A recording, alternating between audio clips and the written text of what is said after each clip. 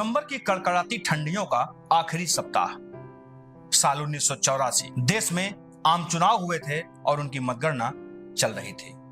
सियासी पारा बढ़ रहा था। इसी बीच मतगणना कर रहे कर्मियों को एक चौंकाने वाली चीज, उन्हें कई बैलेट पेपर्स पर मुहर की जगह पर लिपस्टिक के निशान मिले, और निशान भी ऐसे जैसे उसे होठों से लगाया गया हो। जब इसकी गणना की गई तो कुल 4000 ऐसे बैलेट पेपर मिले जिस पर लिपस्टिक से निशान लगाए गए थे। नमस्कार, पॉलिटिकल किस्से सुन रहे हैं आप और मैं हूं आपके साथ उज्जवल सिंह। दिन था 1 दिसंबर, साल था 1984।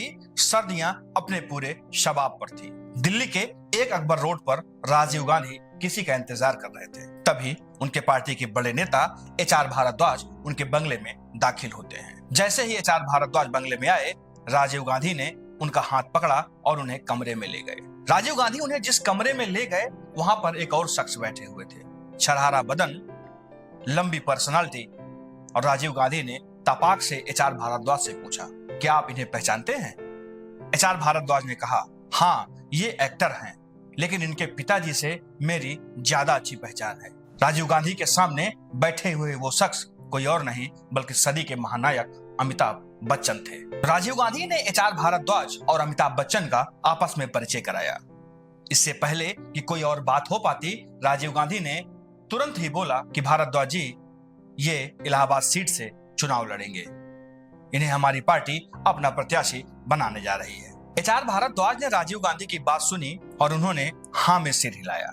फिर तीनों लोग जब कमरे से बाहर आए तो बाहर कांग्रेस पार्टी के बड़े नेता बीपी सिंह बैठे हुए थे। बीपी सिंह के पास उन दिनों लोकसभा चुनाव में प्रत्याशियों का चयन करने की बड़ी जिम्मेदारी थी, और बीपी सिंह ने पहले ही इलाहाबाद सीट से केपी तिवारी को मैदान में उतारने का मन बना लिया था, या यूं कहें कि उन्हें टिकट दे दिया गया था।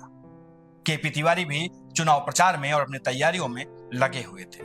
लेकिन राजीव गांधी ने बाहर निकलते ही बीपी सिंह से एक बात कही कि हमने अमिताभ को इलाहाबाद से अपना प्रत्याशी बनाने का निर्णय लिया है। राजीव गांधी की ये बात सुनकर बीपी सिंह थोड़ा परेशान हुए, क्योंकि केपी तिवारी उनके बड़े करीबी थे। लेकिन बीपी सिंह ने थोड़ा परेशान होते हुए कहा कि कोई बात नहीं, हम केपी तिवारी को कहीं दूसरी जगह एडजस्ट कर देंगे। इसके बाद पार्टी के शीर्ष नेताओं में ये बात बता दी गई कि इलाहाबाद सीट से अमिताभ बच्चन चुनाव मैदान में उतारे जाएंगे। दरअसल उन दिनों इलाहाबाद सीट जीतना कांग्रेस के लिए काफी मुश्किल काम था, क्योंकि इलाहाबाद सीट से कांग्रेस से ही भागे हुए नेता हेमवती नंदन बहुगुणा कांग्रेस के खिलाफ पर्चा दाखिल करने आ रहे थे। उन्होंने कांग्रेस को छोड़ करके लोकदल का दामन थाम लिया था। हेमवती नंदन बहुगुणा इतने कद्दावर नेता थे कि उनको हरा पाना कांग्रेस के किसी भी प्रत्याशी की कुव्वत नहीं थी। इसलिए राजीव गांधी ने यह दांव चला और उन्होंने सदी के महानायक अमिताभ बच्चन को चुनाव मैदान में उतार दिया। लेकिन रणनीति बनी कि अमिताभ बच्चन को वहां से प्रत्याशी बनाया गया है, ये बात अभी सार्वजनिक नहीं की जाएगी। रणनीति तैयार की गई और नामांकन के आखिरी दिन 4 बजे तक नामांकन होना था। अमिताभ बच्चन 3:30 बजे नामांकन कक्ष में पहुंचते हैं और उन्होंने पर्चा दाखिल कर दिया, जिसके बाद पूरे इलाहाबाद में ये बात फैल गई कि अमिताभ बच्चन कांग्रेस से लोकसभा का चुनाव लड़ने उतर चुके हैं। अगले दिन से रैलियां शुरू हुई, रोड शो शुरू हुए और तमाम चुनाव प्रचार में लोग लग गए। हेमवती नंदन बहुगुणा ने भी कमर कस लिया और अमिताभ बच्चन को हराने के लिए उन्होंने भी अपनी पूरी ताकत झोंक दी। नामांकन के अंतिम दिन अमिताभ बच्चन ने अपना रोड शो शुरू किया। रोड शो आनंद भवन से कटरा होते हुए इलाहाबाद यूनिवर्सिटी तक गया। अमिताभ बच्चन को देखने के लिए सड़कों पर लोगों का हुजूम टूट पड़ा। लड़कियों ने अमिताभ बच्चन की ओर दुपट्टे फेंके, किसी ने फूल फेंका तो किसी ने अमिताभ बच्चन की तरफ लिखकर चिट्ठी फेंकी। अमिताभ बच्चन को देखने के लिए पूरा इलाहाबाद उमड़ पड़ा। अमिताभ बच्चन के साथ रोड शो में उनकी पत्नी जया बच्चन और उनके भाई अजिताभ बच्चन भी थे। उन दिनों के चुनावों की एक बात आम है। हेमवती नंदन बहुगुणा मंच पर खड़े होकर एक सभा को संबोधित कर रहे थे। चुनाव प्रचार अपने पूरे शबाब पे था। इसी बीच अमिताभ बच्चन का भी काफिला उधर से गुजरने लगा। अमिताभ बच्चन के काफिले में इतना शोर था कि हेमवती नंदन बहुगुणा की आवाज उनके समर्थकों तक, उस भीड़ तक नहीं पहुंच रही थी। इसलिए हेमवती नंदन बहुगुणा चुप हो गए। अमिताभ बच्चन हेमवती नंदन बहुगुणा को देखते ही जीप से उतर पड़े और मंच पर पहुंचकर उन्होंने हेमवती नंदन बहुगुणा के पैर छू लिए। हेमवती नंदन बहुगुणा ने कहा, तुम जीत तो जाओगे, लेकिन 2 शब्द बोल कर जाओ। अब यहाँ पर आए हो तो जरा माइक में कुछ लोगों के सामने बोल भी दो। अमिताभ बच्चन ने माइक थामा, लेकिन उन्होंने कभी सभा को संबोधित नहीं किया था, इसलिए अमिताभ बच्चन 5 मिनट तक खामोश रहे। 5 मिनट बाद उन्होंने सिर्फ एक शब्द कहा कि आप लोग वोट हमें ही दीजिएगा, और ये कहकर दोबारा से हेमवती नंदन बहुगुणा के पैर छुए और अमिताभ बच्चन चुपचाप वहां से निकल गए। अमिताभ बच्चन रोड शो ज्यादा करते थे, क्योंकि अमिताभ बच्चन को देखने के लिए लोगों का हुजूम उमड़ जाता था और उनको डोर टू डोर प्रचार करने से मुक्ति मिल जाती थी।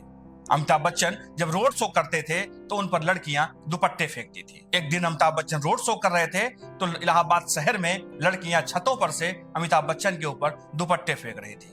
उस समय कांग्रेस के एक बड़े नेता ने इन दुपट्टों को इकट्ठा किया और उसकी काउंटिंग की तो अमिताभ बच्चन के ऊपर एक दिन के रोड शो में 1785 दुपट्टे फेंके गए थे। इसके बाद दिन आया मतदान का। पूरे इलाहाबाद ने झूम कर मतदान किया। वोटिंग परसेंटेज भी खूब ज्यादा रहा। अमिताभ बच्चन और बहुगुणा दोनों ने भी एड़ी चोटी का जोर लगाया था चुनाव प्रचार में, उसका असर मतदान में देखने को मिला। फिर समय आया काउंटिंग का। जब चुनाव की मतगणना शुरू हुई तो मतगणना करने वाले कर्मियों के होश उड़ गए। दरअसल बैलेट बॉक्स में जितने वोट पड़े थे उसमें से 68% से ज्यादा मत सिर्फ अमिताभ बच्चन को मिले थे। उसमें चौंकाने वाली बात यह थी कि 4000 से ज्यादा बैलेट पेपर्स में मुहर की जगह पर लिपस्टिक के निशान लगे थे, और वो भी होठों से। मतदान कर्मियों ने आपस में जब इसकी चर्चा की, हर बैलेट बॉक्स में ऐसे ही मतपत्र मिले थे जिसमें लिपस्टिक के निशान लगे थे। जब उसकी काउंटिंग की गई तो उनकी संख्या 4000 से ज्यादा थी। हालांकि बाद में चुनाव आयोग ने इन मतपत्रों को रिजेक्ट कर दिया और इनकी गिनती नहीं कराई गई। ऐसे में अमिताभ बच्चन को इन 4000 वोटों का नुकसान हो गया। काउंटिंग पूरी हुई तो अमिताभ बच्चन की जीत का आंकड़ा इतना ज्यादा था जो कि आज भी इलाहाबाद में इतिहास है। अमिताभ बच्चन ने अपने प्रतिद्वंदी हेमवती नंदन बहुगुणा को 1,87,795 वोटों से चुनाव मैदान में हरा दिया था। इलाहाबाद में यह रिकॉर्ड आज भी कायम है जो नहीं टूट सका है।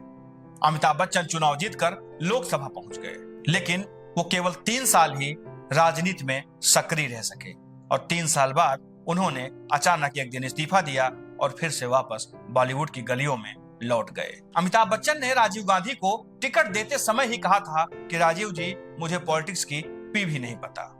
लेकिन राजीव गांधी और बच्चन परिवार के बीच जो रिश्ते थे इतने गहरे थे कि अमिताभ बच्चन राजीव गांधी की बात को ठुकरा न सके। और वजह एक और भी थी, क्योंकि हाल ही में इंदिरा गांधी की हत्या हुई थी। ऐसे में वो सहानुभूति इतनी ज्यादा थी कि अमिताभ बच्चन ना चाहते हुए भी चुनाव मैदान में उतर गए और उन्होंने सीट जीतकर कांग्रेस का परचम इलाहाबाद में लहरा दिया।